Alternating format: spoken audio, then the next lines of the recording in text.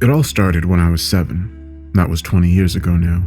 I was a curious kid, always out exploring our family's land, taking the trek out to the woods across the grassy fields. I would collect rocks, watch animals, splash around in the streams I discovered, most of the time by myself. I didn't need company. I never felt lonely, or maybe that was just because I was used to being alone. My parents owned a farm, a vast, sprawling plot of land that stretched for miles in every direction. It was beautiful, and the golden sun accented the acres of mint-green cornstalks that lined our backyard. My father worked hard, spending his days tending the crop with the help of a few farmhands. My mother took care of the house and the occasional trip to town, stocking up on the essentials. They were a good team, and they loved each other very much. They loved the life they shared and depended on one another. During the school year, my mother or my neighbor would take me and Trevor into town for my lessons, alternating days. Trevor was my age and my only friend. During the summers, I didn't see him much. His own duties grounded him at his parents' farm 8 miles down the dirt road from us. Occasionally, our parents would get together and share a big country dinner while Trevor and I wolfed down our food and went out to play. I was a happy kid, content with my life. I don't ever remember feeling isolated or any lasting unhappiness. My parents were good to me, and the expansive surrounding land consistently kept my explorer tendencies busy. As I stated, we lived off a single-lane dirt road, miles from town, miles from everything. Behind our ranch-style house were the cornfields, rows and rows of stalks that reached out and touched the horizon. At least, that's how I remember it. I often worried about getting lost in the green labyrinth whenever I had to go fetch Dad for supper, the tight stalks towering over my head. In front of the house was a vast stretch of flat open grassland that expanded for a couple dozen acres before reaching the tree line where the woods grew dense. I loved to explore those woods. Most of my summers spent venturing deeper and deeper inside their sap-crusted guts. But this isn't about the woods. This is about the cornfields. This is about the house that suddenly appeared in the field across the street. Like I said, I was 7 when it suddenly appeared. I remember going to bed on a hot June night. When sleep finally came, it didn't last long. I woke up sometime in the night, my throat parched from the thick air. I went to get a glass of water, and as I passed my bedroom window, I saw it for the first time. The first thing that struck me was how tall it was. 3 stories, its roof reaching for the star-filled sky. It was the biggest house I'd ever seen up until that point. My hands gripped the windowsill and my nose pressed against the glass as my eyes took in this new wonder. It sat directly across the dirt road from our house, only a couple 100 feet from our front porch. It was painted dark black, or so I'd see in the morning, and it looked well kept. The dark windows were framed by hideous yellow shutters, looking like mold in the silent moonlight. It had no porch, just a single ugly door the same color as the shutters. I stared at it, my young mind growing excited at this new mystery. The following day already filling with thoughts of exploring. But of course, I couldn't. That was someone's house. Someone was living there. As these thoughts destroyed my enthusiasm, I remembered how badly I wanted to run and wake my parents and share with them what I was seeing. At the time, the concept of a house suddenly appearing across from ours was fascinating. I didn't think it was scary or even odd. It was just something that happened, and my young 7-year-old mind just accepted it. Eventually, I went and got a glass of water and went back to bed, mind buzzing with possibilities. The next morning, I bounded out the door, the sun only barely warming the sky with splashes of deep purple and puddles of soft pink. I raced to my window to make sure I hadn't been dreaming. The house still stood, dark and motionless. I thundered into the kitchen, almost knocking over my dad, anxious to show my parents. I felt like it was my own personal discovery, like somehow I was responsible for it being there. After my dad scolded me, probably irritated by my burst of early morning energy, I asked him if he had seen the house. He didn't seem to know what I was talking about as I hurriedly pulled him to the front door, my mouth running like a dirt bike. I flung the door open and pointed to the house, my feet padding down the steps of the porch. My father stopped in the doorway, eyes scanning the field, a look of confusion on his face. He looked down at me with a worried look and then back at the field. He scratched his chin and motioned for me to come inside, telling me to stop being ridiculous, that if I had this much energy, I could help him out in the fields today. He couldn't see the house. At that age, my mind couldn't wrap itself around that fact because, well, it was right there. I continued to point and tell him, but it didn't do any good. He was blind to it. This left me frustrated and confused. I didn't know why he couldn't see it. I wanted desperately for him to acknowledge what I found in the middle of the night, but no matter how much I talked and argued, it was of no use. I spent the day helping my dad in the cornfields. Shortly after breakfast, 3 of the usual farmhands arrived, and we went back out for the day's labor. If they could see the house, they showed no sign of it. I even asked Louis, the guy who had been helping my dad the longest, if he noticed anything on his way in. He ruffled my hair and said that seeing me up this early was the only thing he witnessed. I shook him off, getting angry as to why no one saw it. As I went about my chores, I couldn't stop thinking about the house, the looming quiet way it sat in the long grass, its 3 levels begging for investigation. I wanted to tell Trevor, but knew I wouldn't be able to today. He would believe me. He would be able to see it. I just knew he would. Trevor shared my sense of adventure, and I knew that the next time we played together, our time would be spent discussing and maybe even snooping around the house. There was such an air of mystery about it that I felt myself almost physically pulled towards it. I couldn't see it from my place amidst the corn, but I could tell you exactly where it was from any point that I stood. The sun tugged itself across the sky, one labored hour after another, and finally, my dad announced it was time to call it quits. I walked back to our house next to my dad, listening to him talk to the 3 workers about what needed to be done tomorrow and what time to come back in the morning. They plodded up the back porch and were met by my mother, who offered them all cold beers, which they took with big smiles. Feeling tired and slightly annoyed still, I walked around the side of our house, wanting another look at the green house with yellow shutters. I turned the corner and stopped dead in my tracks. The house was gone. I rubbed my eyes, convinced my mind was playing a trick on me. As I opened them again, the field still stood empty, the grass rustling like running water as a warm breeze rustled through it. I turned completely around, eyes searching in all directions, thinking that maybe I had misplaced the location it was in. Nothing but grass in front of me and corn behind me. I squinted and scanned the distant tree line at the far end of the field in front of my house, but nothing stood out. Feeling angry, I kicked at the dry dirt, knowing now that Trevor would never believe me. I'd wanted to show him so badly, desperate for anyone to acknowledge this unbelievable phenomenon. I remembered cursing for the first time then. After I did it, I nervously looked around to make sure my mother hadn't heard me. Her voice floated in the warm air toward me, and I felt relief wash over me as I realized she was still on the back porch. So I cursed again, kind of liking the way it made me feel tough. Sighing, I dejectedly shoved my hands into my pockets and rolled my head back to stare at the evening sky. The darkness of a storm was creeping in from the west, down the dirt road where Trevor and his parents lived. I watched as billowing black clouds piled over one another and felt the air wince as distant thunder shook it.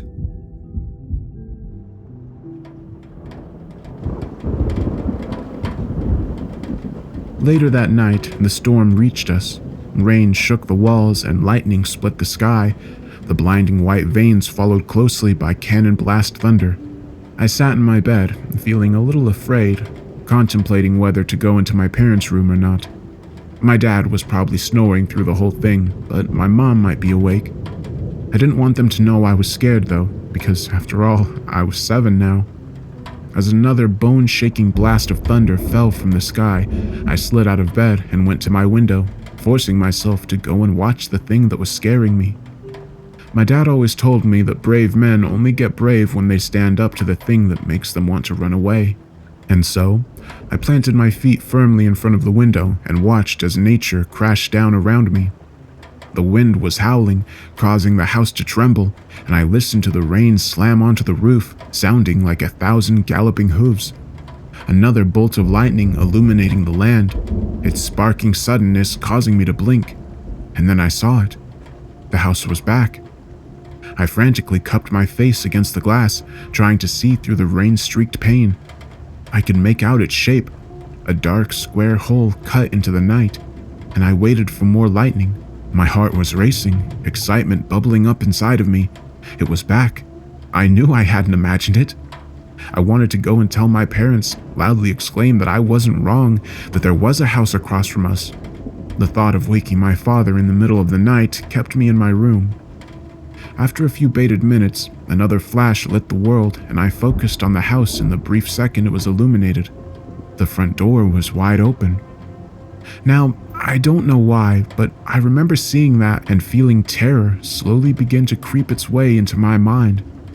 I knew that something was wrong, that people don't open their front doors in the middle of a storm, but there it was, completely open, rain and wind pushing through towards the blackness inside. Unease wormed its way through my stomach and I swallowed hard, suddenly aware of every shadow in my room. I gripped the windowsill and waited for more lightning. A few moments later, it came, bringing with it another glimpse of the house across the street. Something was standing in the doorway, staring directly at me. It was blurred by the storm, but I could tell it was big and looked like a twist of colors in human form. I dove from my bed, illusions of bravery shattered in an instant, and dug myself deep into the covers. I laid there shaking and feeling like I'd just seen something I wasn't supposed to.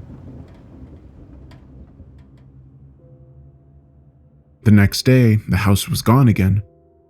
Part of me was a little glad because it gave my young mind time to wrap itself around what I had seen. I kept replaying it over and over again, my imagination giving the human-shaped blur details and features, but whatever images I conjured were soon erased by the reality of my memory. And the reality was, I had no clue what I'd seen. I ate my breakfast in the kitchen, listening to my parents talk about the day's plans.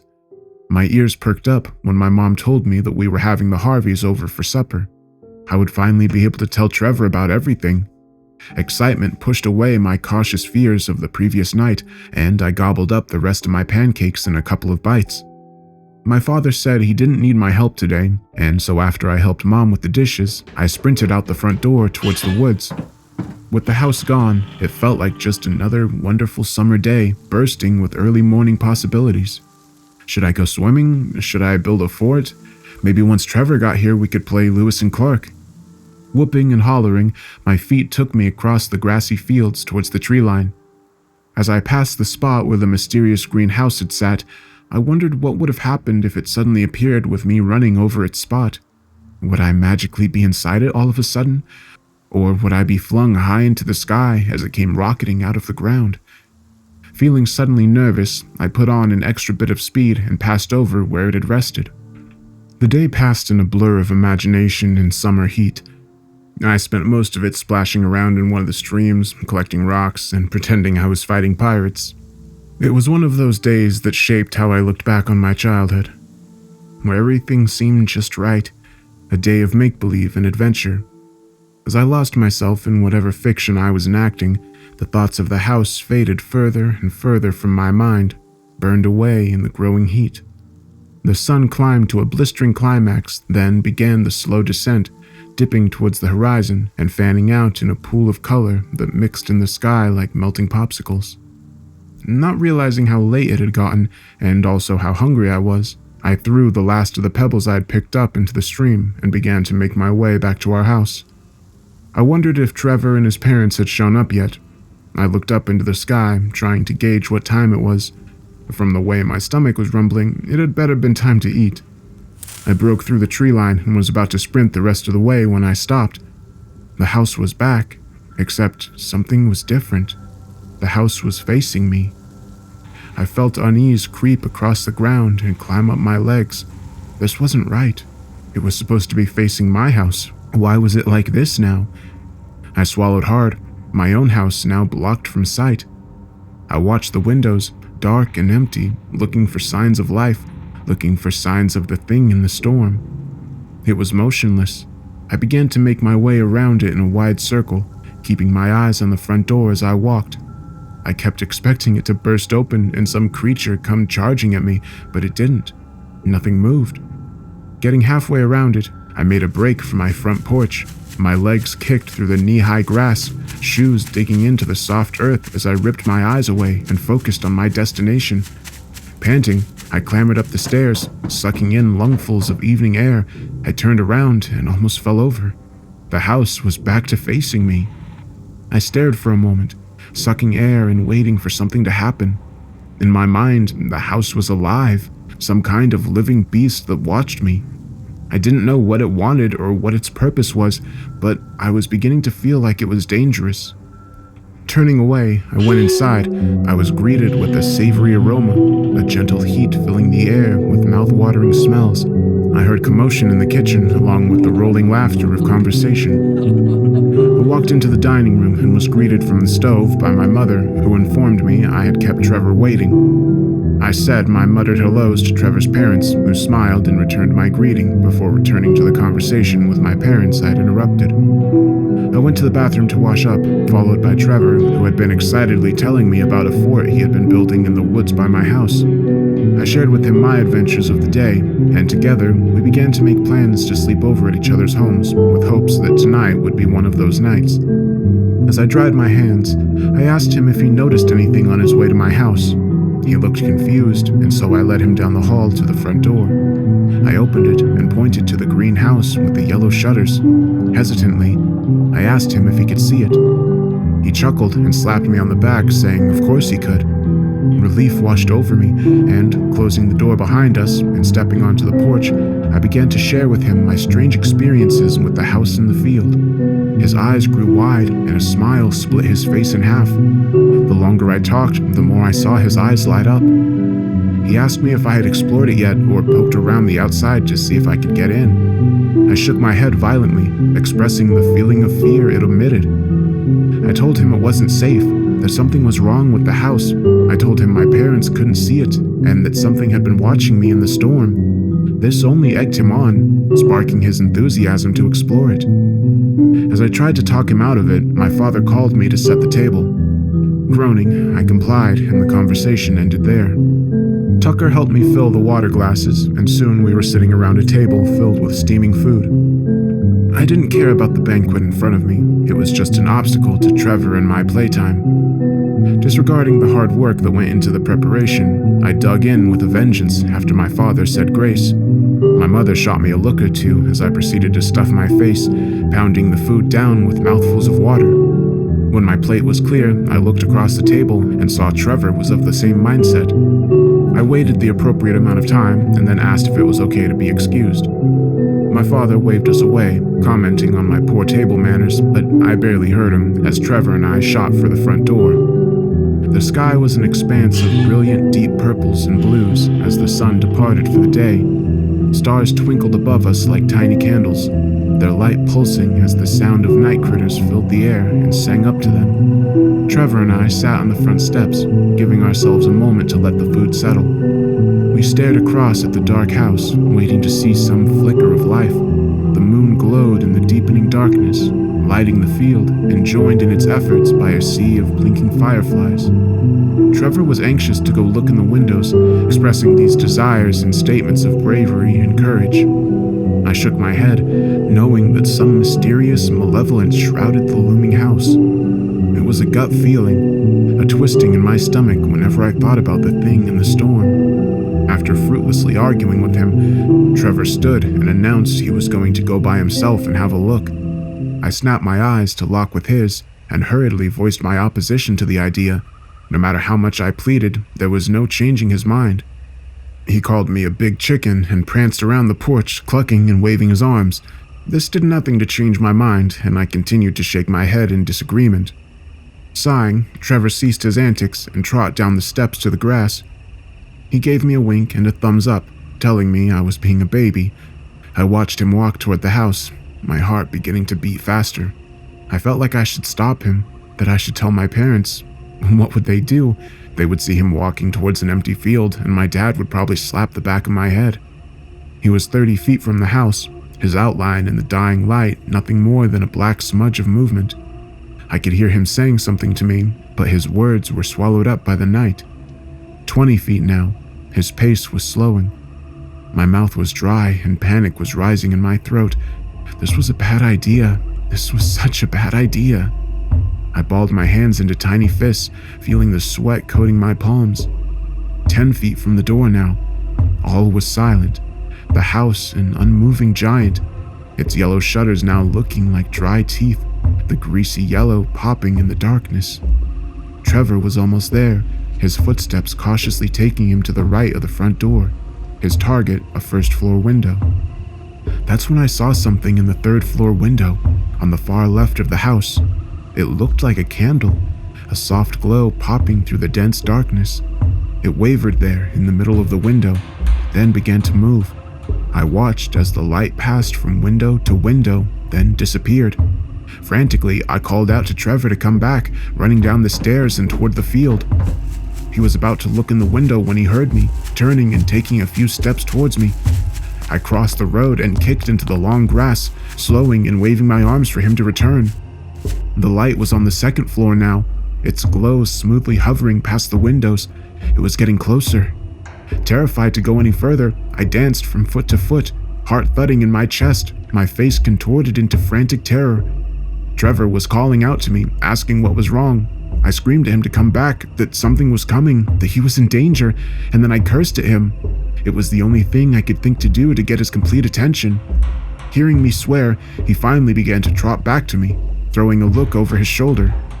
The light was gone, but as he made his way toward me, I saw it reappear on the first floor, shining in the window Trevor had been about to look into moments before. It stayed there, just floating in the darkness, and I felt something looking at me from the black. Trevor reached me, spewing questions. I grabbed his shoulder, spinning him around to look at the light. As soon as he saw it, the house went dark.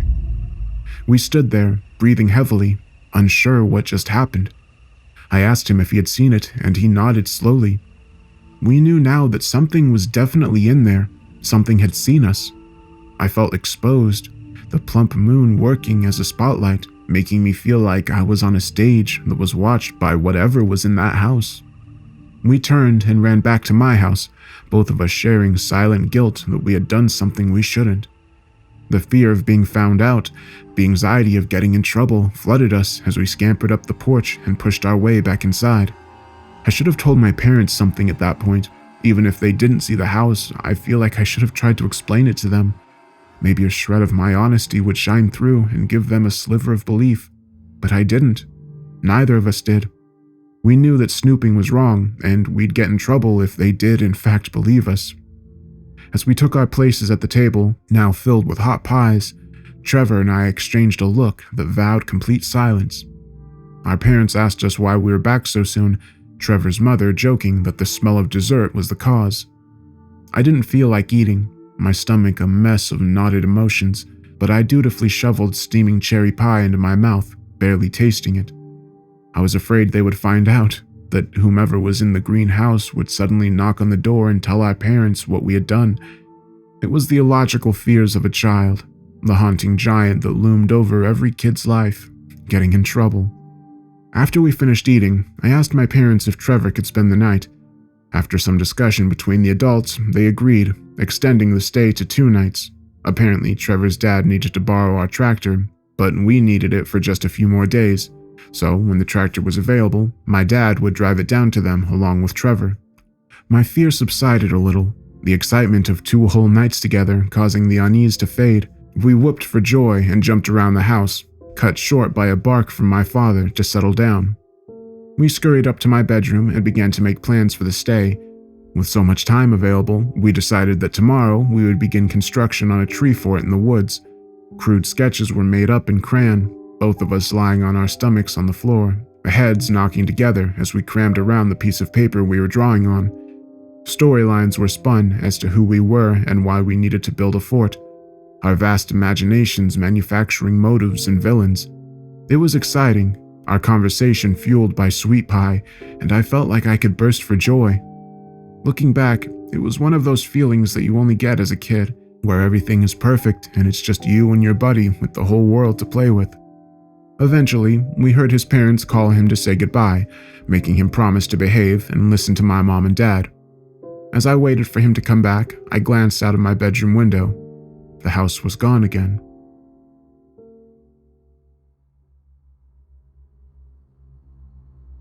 It was midnight. Trevor lay snoring in the sleeping bag my mother had taken out for him. He was curled up, his head barely poking out of the opening.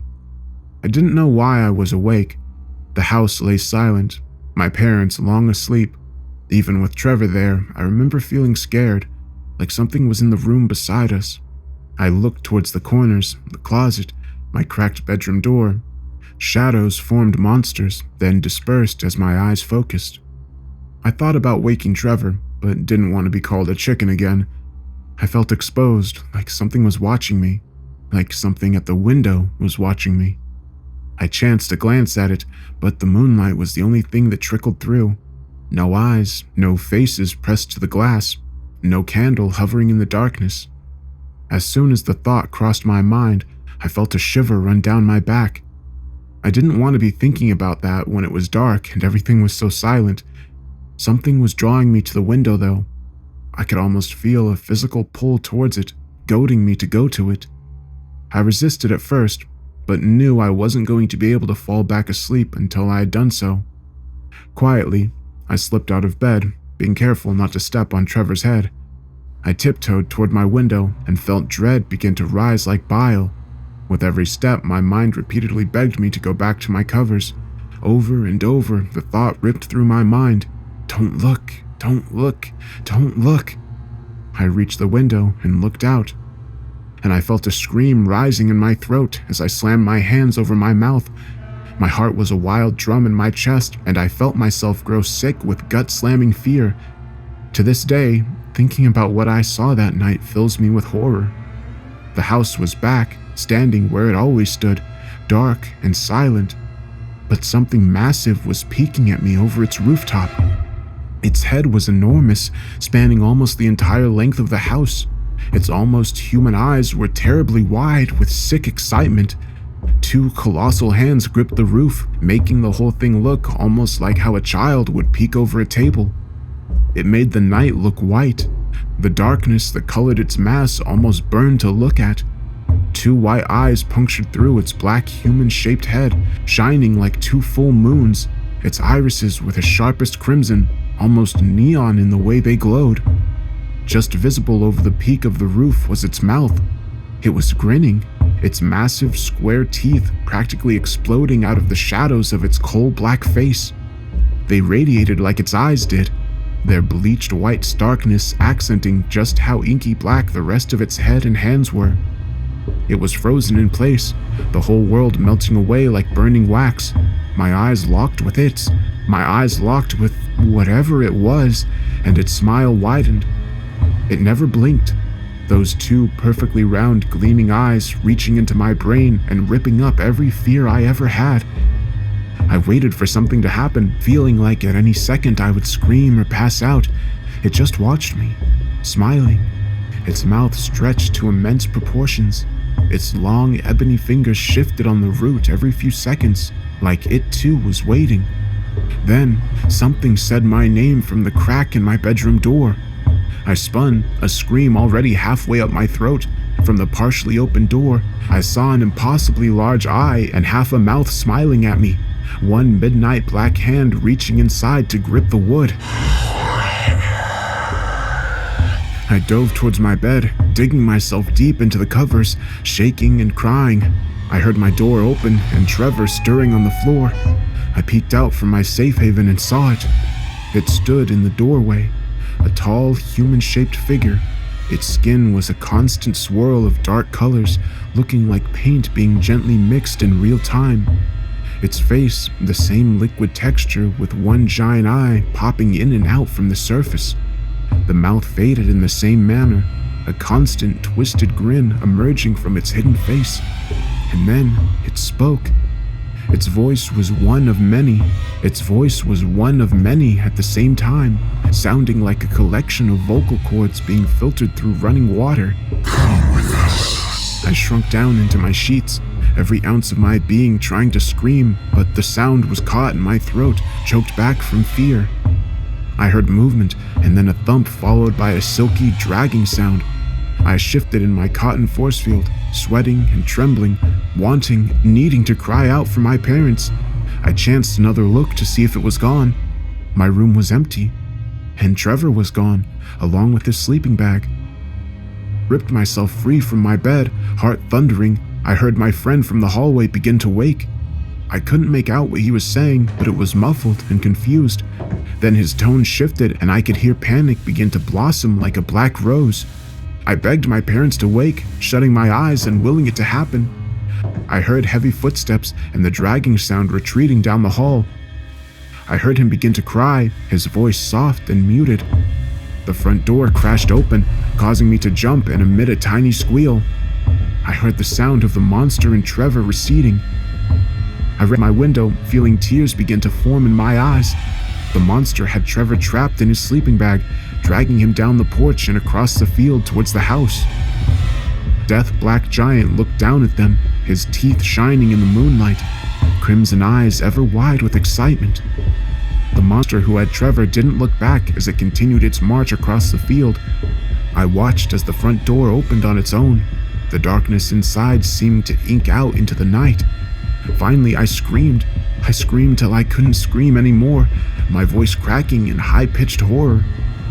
I heard my parents wake from their room in the back of our house as the monster entered the greenhouse. Dad came charging into the room. I watched Trevor squirming frantically in his sleeping bag, then disappear as the door was shut behind him. In that horrible house with that thing. It grabbed me by the shoulders, shaking me, asking me what was wrong, what happened. Tears running down my face, I took one last look at the house in the field. It vanished. That was 20 years ago. That night, my parents called Trevor's parents and then the police. I explained over and over again what I'd seen, but no one believed me. It was chalked up to a kidnapping, and over the next couple of months, a thorough investigation was initiated. Trevor's parents never spoke to mine again. Never reappeared, neither did Trevor. It was until 2 days ago. Phone call at work from the office, telling me they had found someone. A child, they said. The child knew me and kept asking for me from his hospital bed. They said that my name were the only words they would speak. I thought about that house in the field, or Trevor in years. As soon as the policeman finished, I knew who the mysterious child was. Trevor. I rushed to the hospital, heart a disjointed mess of frantic thunder. Questioned by the police on my arrival, asking me for my full name, date of birth, and where I worked. When they seemed satisfied, they told me I could see the child under police supervision. Something was off, though. They all seemed quite shaken. As I was about to enter the room Trevor was in, the officer escorting me placed a hand on my shoulder. He told me to prepare myself, that what I was about to see might be upsetting. Confused and a little unsure, I pushed into the room. A child laid above the sheets, his small body rising and falling with labored breath. His size was the only way I could discern his approximate age. His entire form, from head to toe, was covered in a pure white glaze. His eyes, his mouth, his shining hairless head, everything. He looked like a mannequin made from snow-white yogurt, but hardened and sleek. Head turned to me, and then it said my name. I recognized the voice instantly, memories of my childhood collapsing like an avalanche of nostalgia. It was Trevor. I went to his bedside, pulling up a chair, hands shaking as they reached out to touch his. My voice cracked as I said his name, my mouth suddenly dry. I asked him what happened. How long has it been? 20 years. It can't be. It will happen soon. What will happen? They're coming. Who? The Grins. They took my youth away. They will come as children. You talking about what happened all those years ago? About the monsters we saw? They will come as children. They will come between the colors. From between the colors, they will come as children. Please help me understand. Where did you go? What happened in that house? They took me between the colors, took my years away from me, took all those children's years away from them. All of them. So many houses, so many children. They're ready. They will come now as children. Who is coming? The Grins. You mean, what are the Grins? Do you mean that thing we saw in the house? Please, help me understand. They will walk among us, waiting till they have grown, waiting to reveal themselves. The darkness, red eyes, oh, such red eyes. They will come as children and we will see them smile. We will watch them grow. The Grins, they will eat everything. They will eat the world out of existence. Point Trevor went into a fit, his body convulsing and sputtering. I was hurriedly shoved out of the room as the nurses went to work, trying their best to calm him. The police told me I would need to leave for the day, but that someone would be by to question me. Died later that night. I don't know what happened that night my friend disappeared into that house. I don't know where he was taken, what was done to him. I'll never know. But what I do know is that it was real. I can't explain it, I can't make sense of it, but the coal-black giant with red eyes, that thing that came into my room, those were real. Trevor's final words stuck with me. They made me afraid. There was such conviction in them, such sureness. They're ready. They will come as children. I pulled out my phone and dialed my wife. I needed to know what my son was doing.